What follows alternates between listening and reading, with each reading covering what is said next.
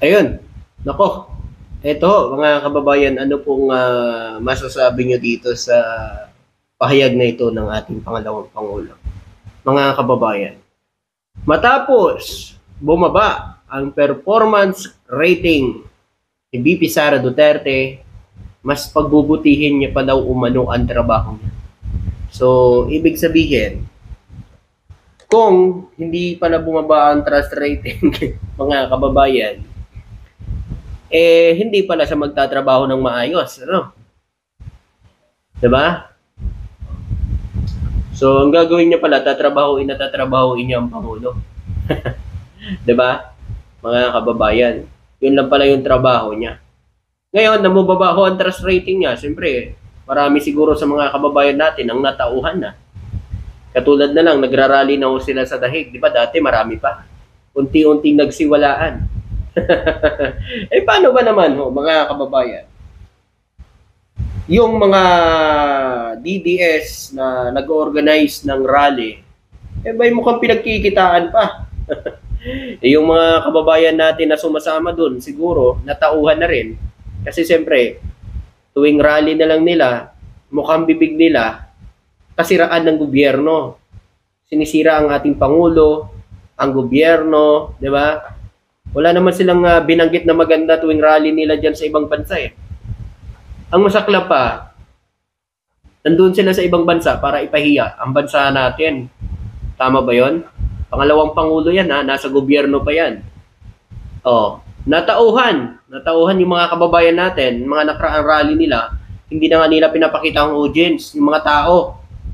Diba? Hindi na nila pinapakita, ibig sabihin, wala nang pumupunta. Ngayon, tumigil na sa pag-rally. Wala nang rally. Napahiya siguro yung last rally nila, walang taong pumunta.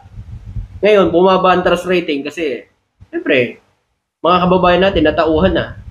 O, ngayon, sabi niya, pagbubutuhin niya pa daw ang trabaho niya, mga kababayan. Niwala ba kayo rito? Dapat noon mo pa ginawa yan. Diba? Imbis na siraan ng administrasyon, dapat noon mo pa ginawa, magtrabaho. Diba? Oh. Dapat ganoon ang ginawa mo. Ngayon na bumaba trust rating mo, pagbubutihin mo pa ang trabaho mo. Grabe naman. Oh. Sa inyo mga kababayan, ano ang masasabi nyo dyan? Diba? Tama ba yan na kung hindi ho bumaba ang trust rating, hindi pa pagbubutihin ang trabaho? Paano ba naman, mga kababayan? Mukhang bibigyan lagi ho ang Pangulong BBM na wala namang ginagawa sa kanya. Kung ano man ang nangyari sa kanya ngayon, patungkol sa impeachment, sila ho may gawa niyan, hindi ho ang Pangulo. Kung hindi ho sila, kung wala hong mga Mary Grace Piatos, walang confidential fund, maayos yung paggastos, wala namang nangyaring impeachment siguro. Walang nag-file siguro ng impeachment sa kanya. Di ba? So bakit si BBM ang sisisiin? Si BBM ba ang gumamit niyan? Si BBM ba ang gumastos niyan? Di ba? Hindi. Oh. Eto, mga kababayan, trabaho mo yan. Di ba? Kung ano ang sinumpaan mong tungkulin bilang pangalawang Pangulo, gampanan mo. Hindi mo trabaho para pabagsakin ang gobyerno o si PBBM. Trabaho mo, magtrabaho sa taong bayan. Oh, ngayon natauhan ka na dahil bumagsak ang trust rating mo. 'Di ba? Siguro marami din sa mga kababayan natin na mga nauto nila dati na ngayon ay natauhan na. 'Di ba? Kasi biruin niyo na lang mga kababayan. Sila lang, no, ang panay ng kuda ng paninira, tapos sabay sasabihin na sila daw ang sinisiraan. Wow, ang galing, ano, mga kababayan, ano. Oh, ngayon, ayan, bumaba ang trust rating. Oh, magtatrabaho na daw siya. Tingnan natin, mga kababayan, magtatrabaho na daw ng maayos eh. Sige. Oh, ito naman. Anong masasabi niyo dito? Ako, susuporta ako dito kay Senador Robin Padilla kung siya'y tatakbo sa mas mataas na opisina, lalong-lalo na kung katambalan niya ang VP Inday Sara Duterte. Nako, yari si Senador Amy nito. Kung si VP Sara ay ang kanyang presidente at vice naman si Robin, paano si Senador Amy, Harry Roque? Ibig sabihin yan, chapuera na talaga si Senador Amy. Diba? So, plastika na lang talaga pagkaharap niya si Senador Amy, mga kababayan. Pero noon, sinabi ni Senador Robin Padilla, sabi niya, siya daw manoy, siya ay maging campaign manager ni Senador Amy bilang vice, tsaka ni VP Sara na presidente. So, sila, nangangampanya na yan, ang tagal pa ng eleksyon. Kumbaga, may 3 taon pa, sila ba para magtrabaho, eleksyon na ang inuuna. Kaya nga nag-iikot ngayon sabi ni Harry Roque, susuportahan niya daw si Senador Robin Padilla umano kapag ito ay tumakbo. Wow! Yan, anong gagawin yan? Anong gagawin sa bansa? Grabe, mga kababayan. As pipiliin ko si Senador Manny Pacquiao na makikita ho natin kapag nagsalita. 'Di ba? Kahit English kayang magsalita. 'Di ba? Pagbabasa ng English, maintindihan mo. Nako po mga kababayan. Yan ang masaklap, kabaliktaran na ang nangyayari dito sa bansa natin. 'Di ba? Paano niya magagaya o matulad yung ginagawa ng Pangulo sa pagpunta sa ibang bansa? Lagi may tutor. 'Di ba? So, yan ang gusto ni Harry Roque. Siyempre, mga kababayan, siya ang maging ni Senador Robin Padilla kapag nagkataon. Diba? At siyempre, para ma-absuelto siya. Ganun na rin yun, mga kababayan. Diba? Ano kayang mangyayari, mga kababayan? Pag ito ang presidente, eto naman si Robin ang vice president. Nako, mga kababayan, ang lakas niyan. Ang lakas niyan, sabi ni Harry Roque, ang lakas niyan. Diba? Yung si Boy Boy Kain at saka si ICC, Crimes Against Humanity. Ayun. Diba? Kayo mga kababayan, anong masasabi niyo dito? Sabi ni Harry Roque. Siyempre, kapag naging presidente o vice president si Robin, siyempre, kukunin niya agad si Harry Roque, yung taga-dikta niya.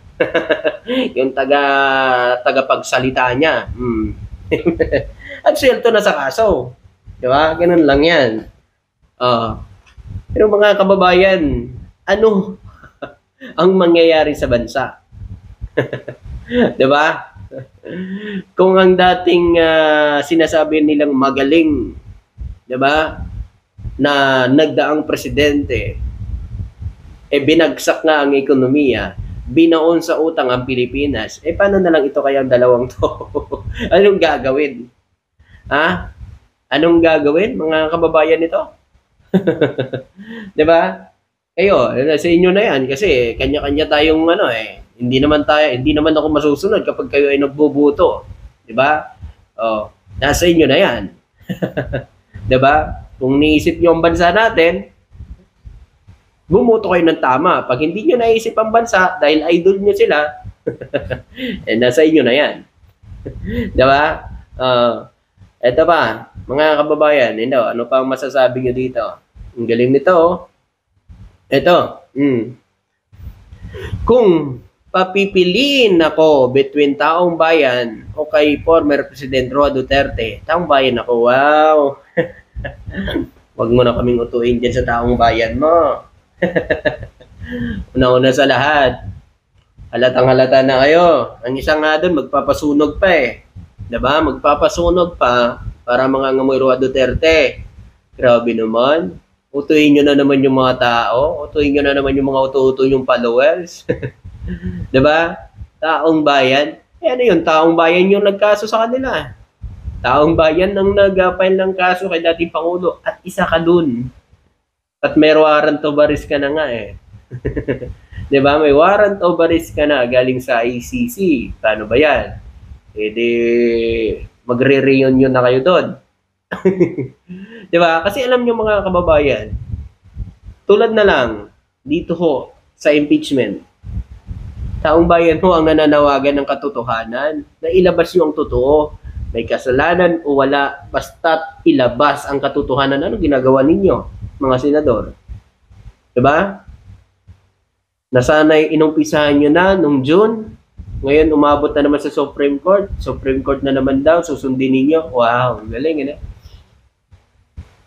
Nasanay ginawa nyo na yan, hindi na sana umabot sa Supreme Court nung 19 Congress. Kung ginawa nyo na yan, hindi sana naririnig na ng mga tao ang impeachment.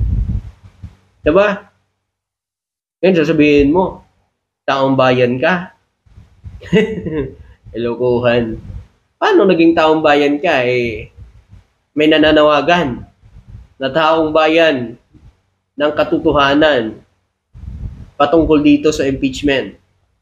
Anong ginawa mo? Didismiss mo. No. Kung talagang kayo ay talagang para sa taong bayan, dapat inisip nyo na ilabas ang katotohanan. May kasalanan o wala, basta't ilabas ang buong katotohanan. 'Di ba? Hindi na i-dismiss nyo, hindi pa nga naririnig ng taong bayan. Hindi pa nga naririnig ang itong mga ebidensya. I-dismiss nyo na. Tama ba yun? Kaya kung may utuin ka naman, eh yung mga uto mo na lang ng mga followers, wag mo na kami idamay dyan. 'Di ba? Kung talaga para kayo sa taong bayan, pakita nyo sa taong bayan na kayo'y nagtatrabaho para sa taong bayan. Hindi ho, sa ilan lang. 'Di ba? Oh, kayo mga kababayan, ano masasabi niyo sa kanila? Siyempre, hanggang dito na lang ho. Maraming salamat. Thank you.